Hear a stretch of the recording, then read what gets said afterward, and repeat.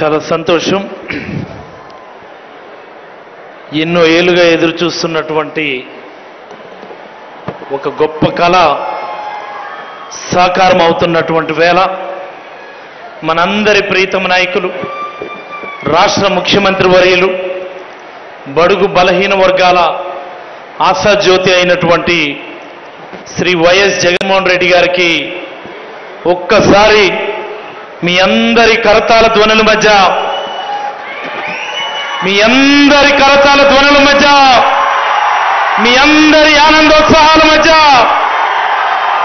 పలాస నియోజకవర్గం తరపున ఆహ్వానం పలుకుతూ ఈ కార్యక్రమానికి విచ్చేసినటువంటి మంత్రివర్యులు, సహచర ఎమ్మెల్యేలు, ఎమ్మెల్సీలు, కార్పొరేషన్ చైర్మన్లు, వివిధ హోదాల్లో ఉన్నటువంటి నాయకులు, వివిధ హోదాల్లో ఉన్నటువంటి అధికారులు, మరి వేదిక ముందు మా అన్నను చూద్దామని, మన బాంధవ్యుడిని చూద్దామని, మన కుటుంబ సభ్యుడిని చూద్దామని వేలాదిగా తరలి వచ్చినటువంటి పలాస నియోజకవర్గ ప్రజలందరికీ కూడా పేరు పేరున శిరస్సు వంచి హృదయపూర్వకమైనటువంటి ధన్యవాదాలు తెలియజేస్తా ఉన్నాను. నేను ముందుగా మీ అందరికీ ఒక విషయం చెప్పాలా. ఏదైనా ఒక కష్టం వస్తే లేదా ఏదైనా ఒక గట్టి సంకల్పం తీసుకుంటే మనందరం దేవుని దగ్గరికి వెళ్ళి దేవునికి మొక్కి ఆ పనేదో మనం మొదలు పెట్టుకుంటాం. మరి అలాగనే మన పని సక్సెస్ఫుల్గా పూర్తయిన తర్వాత, మన సంకల్పం సక్సెస్ఫుల్గా విజయవంతంగా పూర్తయిన తర్వాత మళ్ళీ అదే దేవుడి దగ్గరికి వెళ్ళి మనం ఒక్క నమస్కారం పెట్టి కొబ్బరికాయ కొట్టి మనం కృతజ్ఞత చూపిస్తాం. మరి ఈరోజు కనిపించని దేవుడి కోసం మనం ఇంత చేస్తాం. మరి ఈరోజు ఈ ప్రాంత కష్టాలు చూసి, ఈ ప్రాంతంలో ఉన్నటువంటి వేలాది మంది ఎందుకు చనిపోతున్నారో కూడా తెలియకుండా తండ్రి యొక్క కట్టెను మోసినటువంటి సందర్భం ఉంది. ఒక కుర్రవాడు తన తల్లి యొక్క శవాన్ని మోసినటువంటి సందర్భం ఉంది. మళ్ళీ అదే కుటుంబంలో కొడుకు కూతురు యొక్క శవాన్ని మోసినటువంటి సందర్భాలు అనేకం చూశాం. ఇక్కడ ఉన్నటువంటి వైద్యుడిగా నేను ఇలాంటి అనేకమైనటువంటి సంఘటనల్ని ప్రత్యక్షంగా చూడటం జరిగింది. జనరల్గా ఎప్పుడు అంటూ ఉంటారు, దేవుడు ఎప్పుడు కూడా నేరుగా రాడు, దేవుడు తన రూపాన్ని మనుషుల రూపంలో పంపిస్తాడు అని. నేనంటాను, ఈ పలాస ప్రాంత ప్రజలకి ఆ దేవుడు పంపించినటువంటి దేవుని స్వరూపమే శ్రీ వైఎస్ జగన్మోహన్ రెడ్డి గారని సందర్భంగా మీకు అందరికీ తెలియజేస్తా ఉన్నాను నేను.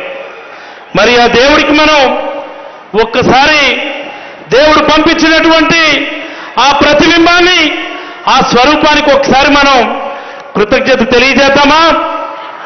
కృతజ్ఞత తెలియజేద్దామా? కృతజ్ఞత తెలియజేద్దామా? మరి దేవుడికి దండం పెట్టాలంటే ఎలా పెడతాం మనం? ఒక్కసారి ఈ వేదిక ముందు ఉన్నటువంటి మిమ్మల్ని అందరినీ కూడా కోరుతా ఉన్నా, మీరంతా కూడా ఒక్కసారి నిలబడి చేతులు పైకెత్తి మన దేవుడి స్వరూపానికి ఒక్కసారి మనం కృతజ్ఞతలు తెలియజేద్దాం. ఒక్కసారి అందరూ కూడా జై జగన్ అని నినాదాలతో మనం కృతజ్ఞతలు తెలియజేద్దాం. జై జగన్, జై జై జగన్, జై జై జగన్. ధన్యవాదాలు, ధన్యవాదాలు సార్. ఈ క్షణం కోసం, ఈ అద్భుతమైనటువంటి ఆవిష్కరణ కోసం మా ప్రాంతం అనేక దశాబ్దాలు ఎదురు చూసింది. ఎన్ని దశాబ్దాలంటే ఈ దశాబ్దాల్లోనే కొన్ని వేల మంది ప్రాణాలు పోయాయి, కొన్ని వందల మంది ఉద్యమాలు బాటపట్టారు, కొన్ని వందల మంది ఉద్యమాల బాటలో సైతం అసువులు బాసినటువంటి ప్రాంతం ఇది. మరి ఈ ప్రాంతం అనేక మంది నాయకులు చూసింది, అనేకమైనటువంటి ప్రభుత్వాలు చూసింది.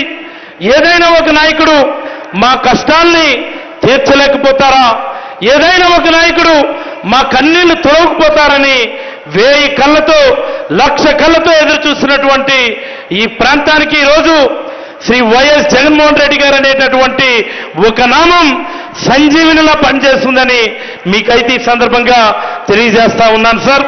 ఈరోజు పలాస నియోజకవర్గం మరి అలాగే ఇచ్చాపురం నియోజకవర్గాల్లో ప్రారంభించుకుంటున్నటువంటి ఈ 200 పడకల సూపర్ స్పెషాలిటీ హాస్పిటల్ కావచ్చు, మరి అలాగనే 700 కోట్ల రూపాయలతో ప్రతి ఇంటికి కూడా ఇది ఒక నిజంగా చెప్పాలి అంటే అతిపెద్ద భగీరథ ప్రయత్నం సార్. ఇది ఎక్కడుంది హిరమండలం, ఎక్కడుంది ఇచ్చాపురం? హిరమండలం నుంచి నదులు దాటి, అడవులు దాటి, రైల్వే లైన్లు దాటి, హైవేలు దాటి, ఫారెస్ట్ దాటి అనేకమైనటువంటి అడ్డంకులు దాటుకొని ఈ భగీరథ ప్రయత్నం ఈరోజు ఇచ్చాపురం చివరున్నటువంటి పురుషోత్తపురం సైతం వెళ్తా ఉందంటే నిజంగా ఇది మీ సంకల్పానికి నిదర్శనమని సందర్భంగా మీకైతే తెలియజేస్తా ఉన్నాం సార్. మరి అలాగనే ఇదే ఈరోజు మరొక గొప్ప కార్యక్రమానికి మీరు శ్రీకారం చుట్టారు సార్. పలాస అంటే ప్రపంచానికి తెలిసేది ఒకటి జీడిపప్పు, 2 కొబ్బరి పంట అయితే మరొకటి క్యాష్యూ ఎంటర్ప్రెన్యూర్షిప్ కూడాను, జీడి పరిశ్రమ కూడా. మరి ఈరోజు అనేక దశాబ్దాలుగా ఎదురు చూస్తున్నటువంటి ఇక్కడ ప్రాంత ప్రజలకి ప్రధానమైనటువంటి ఉపాధి మార్గమైనటువంటి మరొక అదనపు ఇండస్ట్రియల్ ఎస్టేట్ సైతం ఈరోజు మీరు శంకుస్థాపన చేసినందుకు ఒకసారి పలాస నియోజకవర్గ ప్రజల తరపున మీకు హృదయపూర్వకమైనటువంటి కృతజ్ఞతలు తెలియజేస్తూ, మరి అలాగే నా మాటలను విరమించే ముందు ఒక్క మాట ప్రజలందరికీ కూడా తెలియజేయాలా. అదేంటంటే ఈరోజు మనం చూస్తా ఉన్నాం ప్రతిపక్షాలు మాట్లాడుతున్నటువంటి మాటలు, ప్రతిపక్షాలతో పాటు కొన్ని పత్రికలు చూపిస్తున్నటువంటి వక్ర భాష్యాలు. వాళ్ళు అనేక సందర్భాల్లో చెప్తా ఉంటారు ఎప్పుడు జగన్మోహన్ రెడ్డి గారు సంక్షేమం చూస్తున్నారు కానీ అభివృద్ధి చూడటం లేదని వాళ్ళు విమర్శిస్తూ ఉంటారు. వాళ్ళందరికీ నేను చెప్పేది ఒకటే, ఈ వేదిక ద్వారా నేను అడుగుతా ఉన్నా ప్రతిపక్ష నాయకులు కానీ ప్రతిపక్ష పత్రికలు కానీ, మీరు ఏ గ్రామం అన్నా తీసుకోండి, ఈ నియోజకవర్గమే కాదు ఈ రాష్ట్రంలో ఉన్నటువంటి ఏ గ్రామం అన్నా తీసుకోండి, ఆ గ్రామానికి వెళ్ళిన వెంటనే మనకి ఆహ్వానం పలుకుతా ఉన్నటువంటి సచివాలయాలు, రైతు భరోసా కేంద్రాలు, విలేజ్ హెల్త్ క్లినిక్ అభివృద్ధిలో భాగం కాదా అని నేను అడుగుతా ఉన్నాను. నేను ఈరోజు దశాబ్దాలుగా నిర్లక్ష్యానికి గురైనటువంటి విద్యా వ్యవస్థ, ఈరోజు జగన్మోహన్ రెడ్డి గారు అనేటటువంటి ఒక సంఘ సంస్కర్త వల్ల, నాడు నేడు అన్నటువంటి ఒక గొప్ప పథకం వల్ల ఈరోజు మళ్ళీ పునరుజ్జీవనం గావించి ప్రతి గ్రామంలో కూడా బ్రహ్మాండంగా ఈరోజు ఆహ్వానం పలుకుతా ఉన్నటువంటి స్కూల్స్, ఇది అభివృద్ధిలో భాగం కాదా అని నేను అడుగుతా ఉన్నా. ఎప్పుడు చెప్తా ఉంటారు ఉత్తరాంధ్ర ప్రజలు వలసలు వెళ్ళిపోతా ఉన్నారు, ఇక్కడ ఉపాధి దొరకడం లేదు, ప్రభుత్వాలు దృష్టి పెట్టడం లేదని. నేను అడుగుతా ఉన్నా, ఈరోజు జగన్మోహన్ రెడ్డి గారి వల్ల మాత్రమే మూలపేట పోర్టు పనులు జరుగుతూ ఉన్నాయి. మూలపేట పోర్టు పనులు పూర్తయితే ఈసారి శ్రీకాకుళం జిల్లా నుంచి వలసలు వెళ్ళడం కాదు, శ్రీకాకుళం జిల్లాకే వలసలు మొదలవుతాయని చెప్పి కూడా ఈ సందర్భంగా మీకు అందరికీ తెలియజేస్తా ఉన్నా. Not only Mulapeta port, Bhogapuram airport కావచ్చు, మరాగిన అత్యంత ప్రధానమైనటువంటిది విశాఖపట్నం రాజధానిగా కావాలని, రాజధాని చేయాలని, ఈ ఉత్తరాంధ్ర ప్రాంతాన్ని సమున్నతంగా అభివృద్ధి చేయాలని మీరు చేస్తున్నటువంటి ఈ కృషి ఉత్తరాంధ్ర ప్రజల గుండెల్లో చిరస్మరణీయంగా ఉంటుందని ఈ సందర్భంగా మీకు అందరికీ తెలియజేస్తా ఉన్నా. చివరిగా గత 4 రోజులుగా కొన్ని పత్రికలు ఈ వైఎస్ఆర్ కాంగ్రెస్ పార్టీకి సంబంధించి, వైఎస్ఆర్ కాంగ్రెస్ పార్టీ అధ్యక్షులుగా మీరు కొన్ని నియోజకవర్గాలు ఇన్ఛార్జీలు మారిస్తే వాళ్ళు రకరకాల భాష్యాలు చూపిస్తూ వార్తలు రాస్తా ఉన్నారు. నేనంటాను రాబోయే తరానికి, రాబోయే దశాబ్దాలకి ఈ రాష్ట్రానికి జగన్మోహన్ రెడ్డి గారే ముఖ్యమంత్రిగా రావాలి, ముఖ్యమంత్రిగా కావాలి. రావాలా లేదా? కావాలా లేదా? రావాలా లేదా? కావాలా లేదా? మరి ఎలాంటి పరిస్థితి కావాలి అంటే ప్రతి ఎమ్మెల్యే కూడా గెలవాలా. నేను ఈ వేదిక ద్వారా మీకు చెప్తా ఉన్నాను సార్, మీరు ముఖ్యమంత్రి కావడం ఈ రాష్ట్రానికి అవసరం. మీరు ముఖ్యమంత్రిగా కొనసాగడం ప్రతి పేదవాడికి అవసరం. కొంతమంది ఎలా ఈ ప్రభుత్వాన్ని బదనాం చేయాలని చూస్తా ఉన్నారు. కొంతమంది ఎలా ఈ ముఖ్యమంత్రిని వెనక్కి పంపించాలని చూస్తా ఉన్నారు. మీరు వెనక్కి తగ్గదు సార్. గెలిచే వాళ్ళకే టికెట్లు ఇవ్వండి. మా నియోజకవర్గం ఫలానా వాడు గెలుస్తాడంటే వాడికే ఇవ్వండి, గెలిపించి మీకు కానుకగా ఇస్తామని ఈ సందర్భంగా తెలియజేస్తా ఉన్నా. మా నియోజకవర్గమే కాదు, ఈ రాష్ట్రంలో ఉన్నటువంటి 175 నియోజకవర్గాలు కూడా ప్రతి కార్యకర్త కూడా ఇదే ఆలోచించాలి. ప్రతి వైఎస్ఆర్ కుటుంబ సభ్యుడు కూడా ఈ సంకల్పాన్ని తీసుకోవాలి. మన లక్ష్యం, మన నాయకుడు ముఖ్యమంత్రి కావడం మాత్రమే. మరి ముఖ్యమంత్రి కావడానికి మనందరం కూడా నడుం కట్టాలని మనస్ఫూర్తిగా మీకు తెలియజేస్తూ, మరి చివరిగా మరికొన్ని మా నియోజకవర్గానికి సంబంధించి కొన్ని చిన్న పనులే సార్ మీ నోటీసులో పెడుతున్నాను.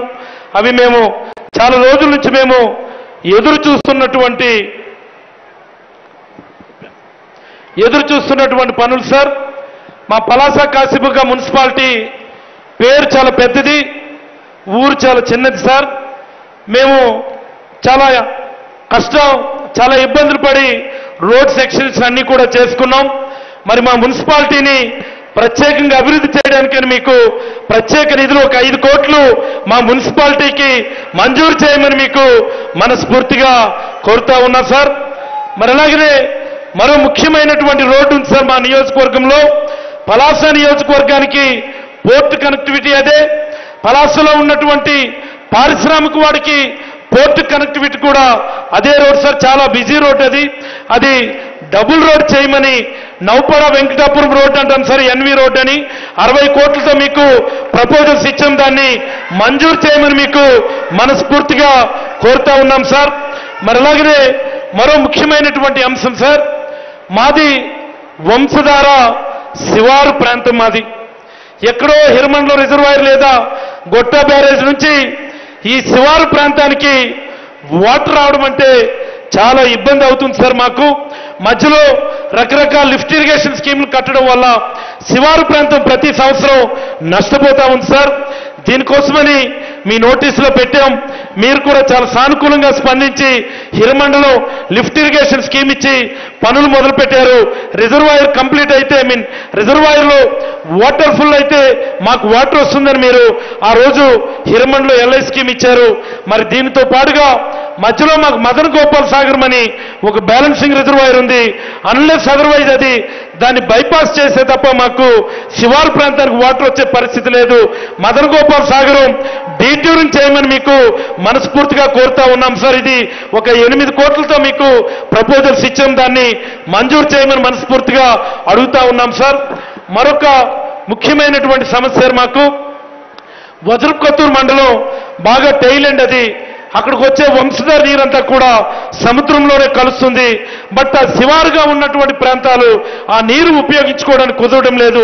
అక్కడ చిన్న లిఫ్ట్ ఇరిగేషన్ స్కీము బెండి లిఫ్ట్ ఇరిగేషన్ స్కీమ్ ఒక 7 కోట్లతో మీకు ప్రపోజల్స్ ఇచ్చాం సార్. దానిని కూడా మంజూరు చేయమని మీకు మనస్ఫూర్తిగా అడుగుతూ, మరి మా నియోజకవర్గానికి మీరు అనేకమైనటువంటి అభివృద్ధి కార్యక్రమాలు మీరైతే చేశారు సార్. మాకు అక్కడ నువ్వులరేవు మంచిలపేట ఎఫ్ఎల్సి ఇచ్చి దానిని హార్బర్గా మార్చుకోమని మీరు అనుమతులు ఇచ్చారు. మరి అలాగనే మరికొన్ని 2 పెద్ద రోడ్లు డబుల్ రోడ్లు చేసుకోమని మీరు అనుమతులు ఇచ్చారు. ఎప్పుడో ఆగిపోయినటువంటి రైల్వే ఫ్లైఓవర్ పనులు కంప్లీట్ చేసుకోండి అని చెప్పి మీరు అనుమతులు ఇచ్చారు. మరి అలాగే మరో ప్రధానమైనటువంటిది ఆఫ్షోర్ ప్రాజెక్టు.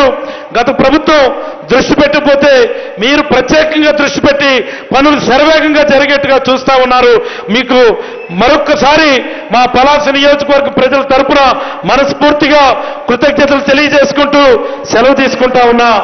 ఒక్కసారి ఈ ప్రాంగణం దత్తరిల్లేలా, ఈ రాష్ట్రం మొత్తం మన పలాస చూసేలా మన నినాదం ఉండాలని మీకు అందరికీ తెలియజేస్తూ జగనే రావాలి, జగనే రావాలి, జగనే రావాలి, జగనే రావాలి.